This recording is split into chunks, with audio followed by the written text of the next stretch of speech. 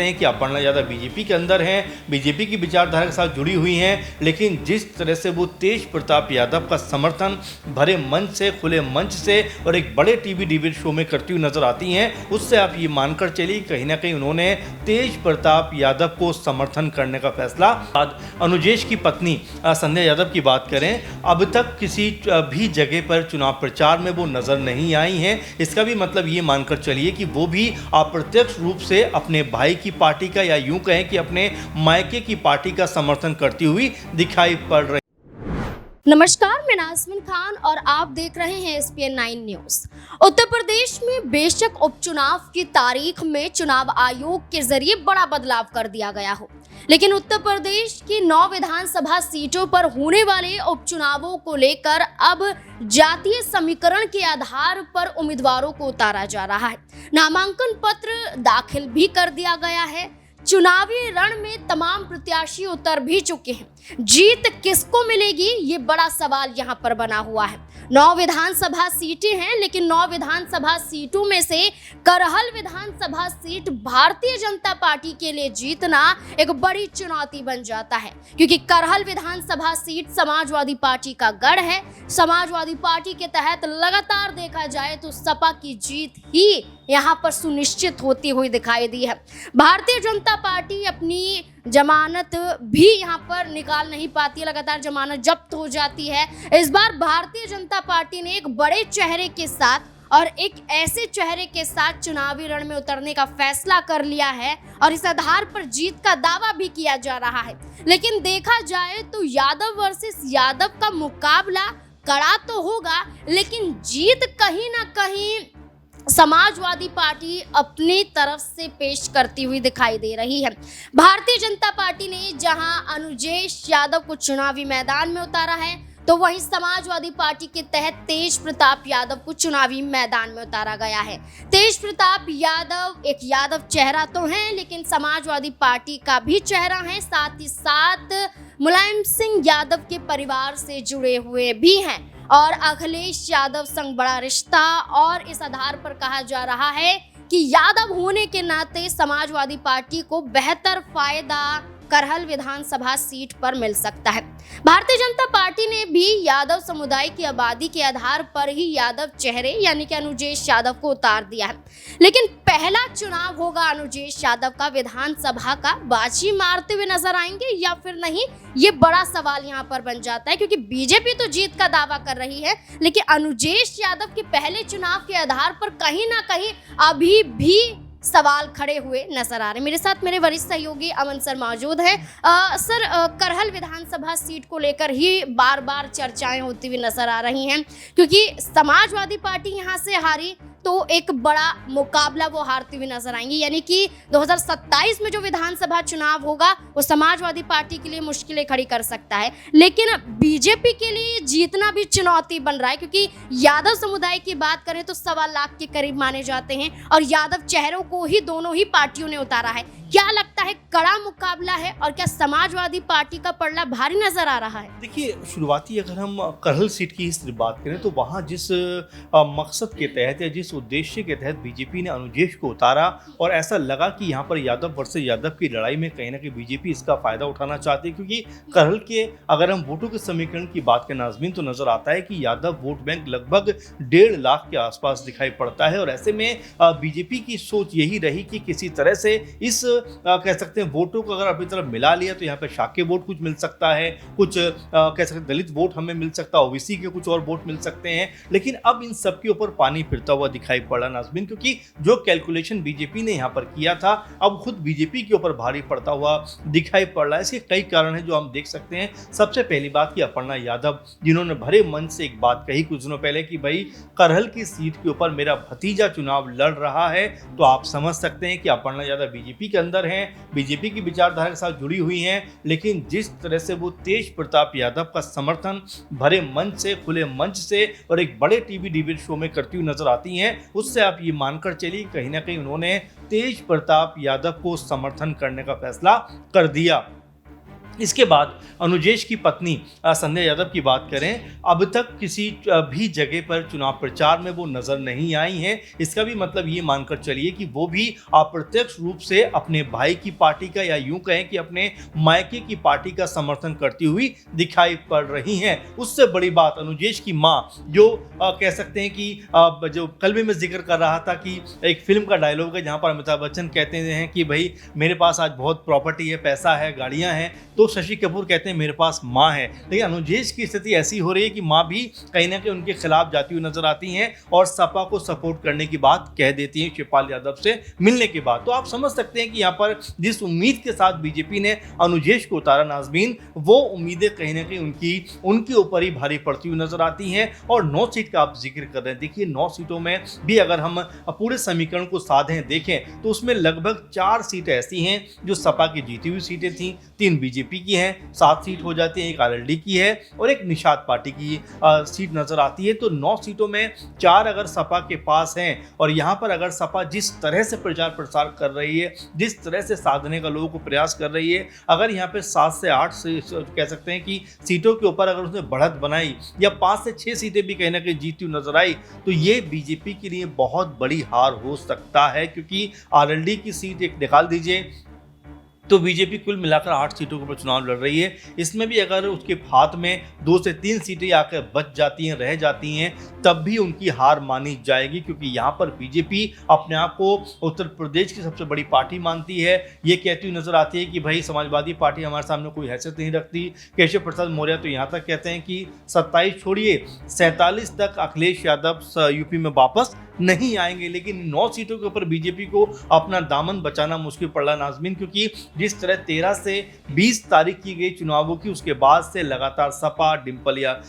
डिंपल यादव, अखिलेश यादव और तमाम बड़े नेता यही कहते हुए नजर आ रहे हैं कि भाई मुश्किलों से आप बच नहीं सकते, हाँ थोड़े समय तक आप जो है उसको टाल सकते हैं। और यही कुछ बीजेपी करती हुई नजर आती है। अखिलेश यादव तो यहाँ तक कहते हैं कि भाई बहुत सारे लोग छठ मनाने के लिए घर आए हुए थे, बीजेपी को लग गया कि हमारे खिलाफ वोट जाएगा, इसलिए उन्होंने 13 से 20 तारीख कर दी। तो ऐसे में कई तरह के सवाल हैं जो खुद बीजेपी के ऊपर उठ रहे हैं कि भाई अगर आप इतना कॉन्फिडेंस से, इतना आत्मविश्वास में थे तो आखिर आपको क्या ज़रूरत आन पड़ी कि चुनावों की तारीखों का ऐलान आपको बदलना पड़ा या बदलवाने के लिए प्रेशर करना पड़ा। क्योंकि ये सब काम चुनाव आयोग का होता है, लेकिन जो सत्ता में होता है कहीं ना कहीं उसका दबाव कहीं ना कहीं आता हुआ दिखाई पड़ता है। उस बात को लेकर बारंबार पार्टियां बात कहती रहती हैं। इसके अलावा आप देखिए कि उत्तर प्रदेश में जब से समाजवादी पार्टी ने कह सकते हैं लोकसभा चुनाव में लगभग 37-38 सीटें जीती हैं, उसके बाद सपा का जो मनोबल है वो बहुत बुलंद नजर आता है। इसीलिए बीजेपी के अंदर खलबली मची हुई आपने देखा होगा 2-3 दिन पहले जिस तरह से केशव प्रसाद मौर्य, ब्रजेश पाठक, यूपी की राज्यपाल जो हैं आनंदीबेन, उनसे मुलाकात करते हुए नजर आते हैं। और ये तस्वीरें जो हैं ये बहुत कुछ बयां करती हैं कि क्या अब जो कह सकते हैं बीजेपी के नेताओं को भरोसा अब योगी जी पे नहीं रहा। क्योंकि योगी जी के बयान जो कटेंगे तो बटेंगे, इसमें पूरे देश में चर्चाओं का विषय बना हुआ है। उसको लेकर भी केशव प्रसाद मौर्य कहते हैं कि ये बयान जो है बीजेपी का नहीं है। तो कुल मिलाकर आप देखिए स्थिति बीजेपी के लिए बड़ी बिकट है। यहाँ पर अगर बीजेपी के हाथ 2-3 सीटें भी आती हैं, यानी जितनी सीटें उनकी थी अगर इन 9 में से अगर वो भी लेकर आते हैं तब भी उनकी एक तरीके से हार मानी जाएगी। देखिए सर, 2022 के विधानसभा चुनाव का अगर हम जिक्र करें तो करहल विधानसभा सीट पर अखिलेश यादव सपा की तरफ से उतरे थे और भारतीय जनता पार्टी की तरफ से एसपी सिंह बघेल को चुनावी मैदान में उतारा गया था। तो उस वक्त समाजवादी पार्टी की बम्पर जीत होती हुई नजर आई थी। 1,48,157 वोटों से जीत यहाँ पर अखिलेश यादव ने दर्ज की थी।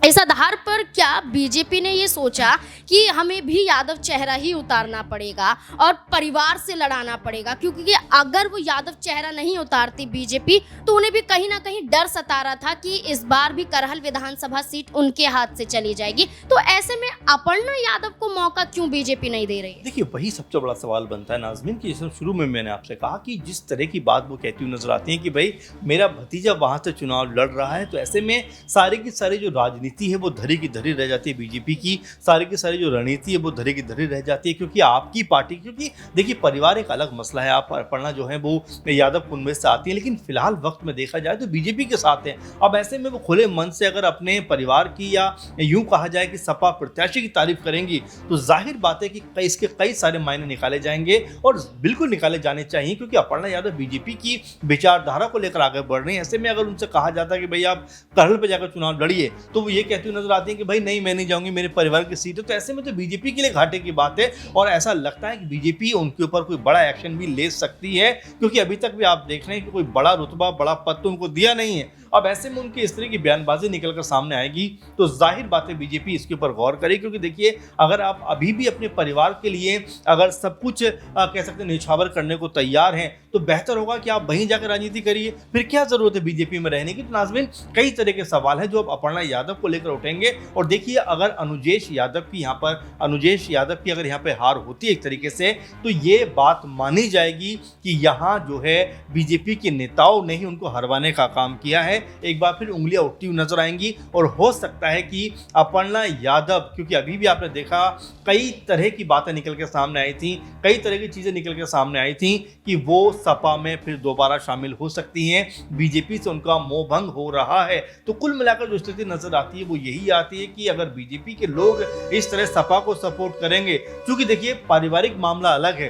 लेकिन जहां पर आप प्रोफेशनली एक्ट करते हैं, आप प्रोफेशनली व्यवहार करते हैं, आप पार्टी के विचारधारा के साथ जुड़े हुए हैं, तो पार्टी जहां कहेगी आपको वहां पर जाना चाहिए। और आपने सुना भी होगा कई बार वो इस बात को कह चुकी है कि मैनपुरी से मैं चुनाव नहीं लड़ूंगी, वहां मेरी दीदी हैं डिंपल यादव चुनाव लड़ती हैं, मेरे बड़े भैया अखिलेश यादव हैं। तो इस तरह के शब्दों का अगर वो इस्तेमाल करेंगी तो जाहिर बात है कि बीजेपी आलाकमान को भी सोचना पड़ेगा कि भाई अपर्णा यादव हमारी तरफ है या उनकी तरफ है। अगर हमारी तरफ है तो उनकी तरफ की बात क्यों कर रही हैं, और अगर उनकी तरफ की बात कर रहे हैं तो भी हमारी तरफ क्यों है। तो कुल मिलाकर स्थिति ये नजर आती है कि यहाँ पर चाहे करहल की बात करें, बाकी क्या सीटों की बात करें, सब सीटों पर बीजेपी की जो इज्जत है वो दांव पे लगी हुई है। 2024 का चुनाव जैसे ही बीजेपी कम कह सकते हैं सीटों पर जीती, उत्तर प्रदेश में अयोध्या भी हारी, उसके बाद ये कहा जाने लगा कि अब अखिलेश यादव जो है बीजेपी को उभरने नहीं देंगे। और सर यहाँ पर एक सवाल मैं लेना चाहूँगी कि बीते दिनों शिवपाल कटहरी पहुँचते हैं,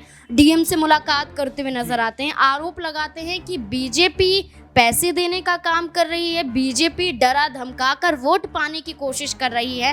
तो क्या बीजेपी करहल ही नहीं बाकी तमाम सीटों पर भी कहीं ना कहीं डरी हुई दिखाई दे रही कि इस उपचुनाव में तो हार का सामना करना ही पड़ेगा? देखिए बिल्कुल, और इस बात को लेकर सपा ने भी कई बार कहा है, अखिलेश यादव ने कुछ दिनों पहले ही कहा था कि अलीगढ़ की सीट हो, एक दो सीटों का और जिक्र कर रहे थे कि वो जीती हुई सीटें थी और दबाव की वजह से उनको हरवा दिया गया, ये तक उन्होंने खुले मन से कहा है, अभी 2-4 दिन पहले ही कहा है। तो ऐसे में आप समझ सकते हैं कि यहाँ पर जो बात शिवपाल यादव कह रहे हैं वो कहीं ना कहीं इस बात को लेकर कह रहे हैं कि भाई हम जो है इस समय लीडिंग पोजीशन में, हम जीतने की कगार पर हैं, तो ऐसे में शासन प्रशासन के ऊपर दबाव डाला जाएगा। क्योंकि देखिए ये सब बातें कहीं ना कहीं घूम फिर के आती हैं। अब जरा आप हरियाणा का जिक्र कर लीजिए, जहां पर अनिल विज बीजेपी के मंत्री भी हैं, वो खुद अपनी सरकार के ऊपर आरोप लगाते हैं कि शासन प्रशासन की वजह से या शासन प्रशासन के जरिए मुझे हरवाने का प्रयास किया गया। आप जरा सोचिए कि हरियाणा का जो शासन प्रशासन था वो किसके हाथों में था। तो कुल मिलाकर स्थिति होती है। और जो बात अखिलेश यादव ने कही है, शिवपाल यादव जो बात कहते हुए नजर आ रहे हैं कि चुनाव जो है वो निष्पक्ष